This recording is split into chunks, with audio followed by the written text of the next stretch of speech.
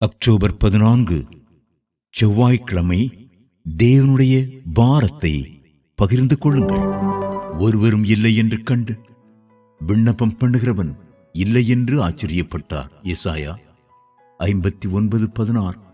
தீர்க்கதரிசியும் நியாயாதிபதியுமாகிய சாமுவேலின் மூலம் தேவன் இஸ்ரவேலை ஆளுகை செய்து கொண்டிருந்த போது தங்களை ஆள ஒரு ராஜா வேண்டுமென்று ஜனங்கள் கேட்டார்கள்.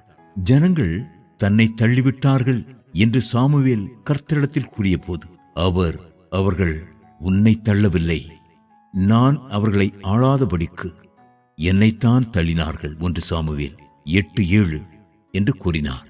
முன்னொரு சந்தர்ப்பத்தில் ஜனங்கள் தங்களுக்கென்று பொன்னிலால் தெய்வங்களை உண்டு பண்ணின போது மோசே அவர்களுக்காக பரிந்து பேசி தேவனுடைய கோபத்தினின்று அவர்களை ரட்சித்தான்.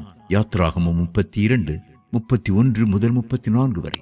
இப்பொழுது அவர்கள் தங்களுக்கு ஒரு ராஜா வேண்டும் என்று கேட்டபோது தேவன் எவ்வளவாக துக்கப்படுவார் என்பதை சாமுவேல் உணர்ந்து கொண்டான். தேவனுடைய துக்கத்தை அவன் தன்னுடைய துக்கமாகவே தன்மேல் ஏற்றுக்கொண்டான். அவர்கள் மேல் இரக்கமாயிருக்கும்படி தேவனிடம் அவன் விண்ணப்பம் பண்ணினான்.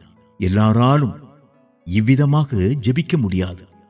தேவனுடைய மனதை விளங்கிக் கொள்ளுகிறவர்கள் மட்டுமே இவ்விதம் ஜெபிக்க முடியும்.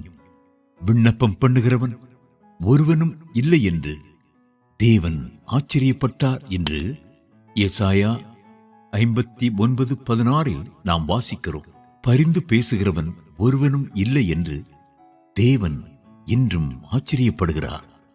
சில ஊழியங்கள் வெளியரங்கமாக காணக்கூடியவையாயிருக்க பரிந்து பேசுதலின் ஊழியமோ பரலோகத்தில் உள்ள பரமபிதா மட்டுமே காணக்கூடியதும் அறை வீட்டினுள் செய்யப்படுவதுமான ஊழியமாயிருக்கிறது.